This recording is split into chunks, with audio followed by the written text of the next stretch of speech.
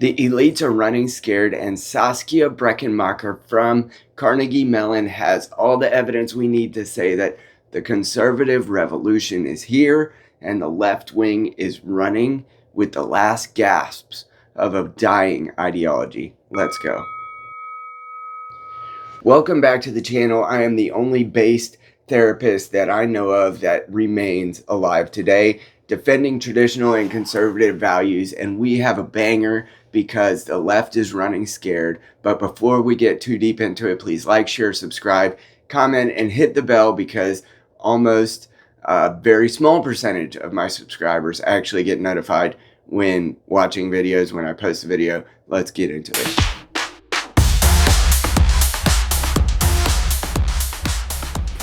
This article, aka hit piece, is titled "The New Global Struggle Over Gender Rights and Family Values." And TLDR, what she really means is a reversion back to traditional values of family, home structures, homeschooling, homemaking, and all those things that they consider to be evil.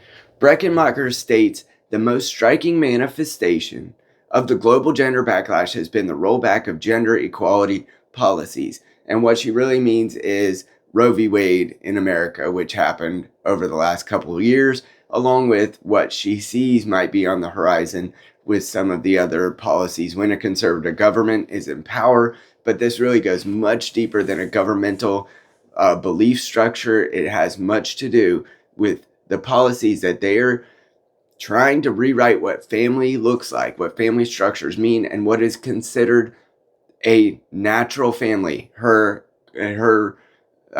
moniker of it is, what is the natural family? Let's remake what the natural family is. And what she really means is the very unnatural family that's just an amalgamation of whatever they want to paste together in order to try to push left-wing values within the family subset. Let's be clear, what's happening isn't a backlash. It's a rebalancing and a reversion back to what normal people said.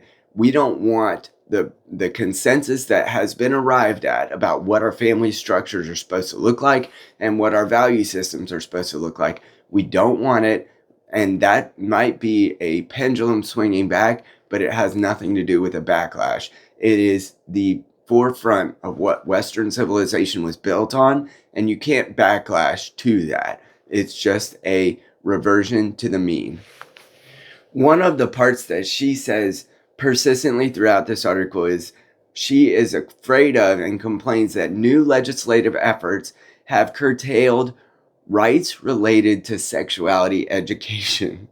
So dads or moms or just based people in general, if you don't want your kids being taught by the state what they're supposed to say about their own very intimate details of who they are, then that is in some way fascism, or it's regrettable to her that the state can no longer dictate to you and your children about what they should believe about their intimacy. Hold up. Wait a minute. Something ain't right. Breckenmacher states over and over again throughout this article that these policies are illiberal and that they're anti-democratic. But what she doesn't possibly take into account is what democracy really means is the democratic will of the people. And what you're seeing is the exact manifestation of what the individuals voted for. Now, she might make the case that they were misinformed or that they didn't know what they were voting for. I call bullocks. We knew exactly what we were voting for, and that doesn't make it illiberal or anti-democratic. It is, in fact, the democratic process working out. And just because she doesn't like the results, that makes us the baddies. Breckenmacher, throughout this article, at the end of the article, has the ways forward, which she, of course, has to use a narrative that speaks to progressivism because the way forward, you get it. She says, double down on top-down gender policies. Embrace stronger, centralized policies that will embed gender equality across institutions. This is exactly what we voted against. Thank you to the democratic process. We do not need hiring practices. We do not need discriminatory practices in places like colleges. College already outweighs the gender balance is tipped towards females, at least 60-40, if not 66-33 in favor of females. Jesus help us. Breckenmacher's second recommendation calls for the pushback on religious influence. Now, I don't know what she's been watching, but as near as I can tell, there has been a very effective pushback on religious influence. I wish religion had more influence on all institutional structures and decisions. But she says advocates should reduce the sway of religious and conservative actors who legitimize anti-gender norms. Now, what she really means by anti-gender is probably anti-female, but she can't come out and say that. So anti-gender, or possibly the anti-alphabet lobby. Translation: get rid of Christianity, shut down faith-based parenting, and neutralize moral conviction. She doesn't want dialogue. She wants ideological cleansing. And so the viewpoint diversity would go down to whatever secularism and liberalism and leftism, that's what she wants. And so she wants cultural hegemony, and this is the last gasp of an animal who's cornered, that is trying to just claw their way out of what they see as the impending changes that are coming to our institutions. The third recommendation that Breckenmacher makes is to redefine family structures, alternative cultural frameworks to replace the dominant narrative that sees the natural family as foundational. So what she's saying is the natural family, meaning biological family, should not be foundational. We can remake that in the image of secularism and liberalism and create whatever type of family structure, an amalgamation, the soup that they just want to stir in, whatever ingredients that they choose. And I'll be real, psychologically, children who are in homes where there is a non-biological parent are much more likely to be abused. There's a reason for that, because biology has been adaptively given it to us in such ways that in a family structure that leads to the best possible flourishing. Now, that doesn't mean that it's always flourishing. It doesn't mean there aren't bad actors or negative families. Of course there are,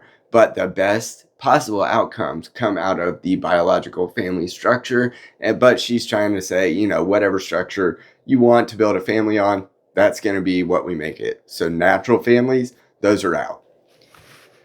The last recommendation that Breckenmacher makes of the Carnegie Institute is to support grassroots mobilization through online petitions, art campaigns, and global networks to fight against anti-gender forces. Now, when she says art campaigns, I'll have to be frank. I've seen a lot of the art that comes out of modern secularism, postmodern theory, and this is not the type of artwork that's going to convince people, because beauty has been erased, and you're allowed to tape a banana on a frame and make that into a $100,000 piece of art. This will not convince anyone, to be frank.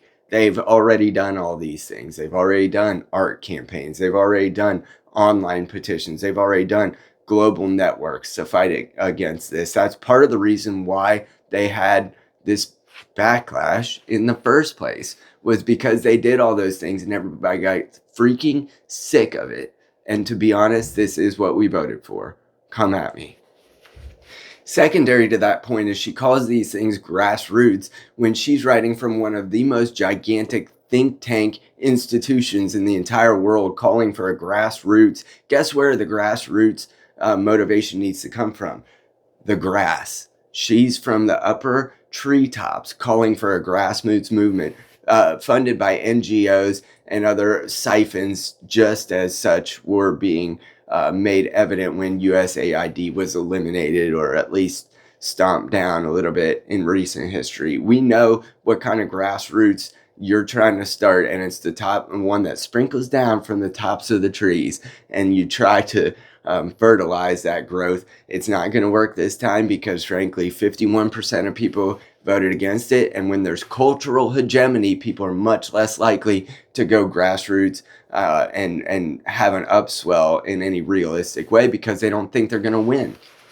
All right, the TLDR is that this lady from the Carnegie Mellon Institute stated essentially: 1. Masculinity is dangerous. 2. Fathers are replaceable. 3. faith is oppressive, and 4, biology is bigotry. We're not buying it anymore.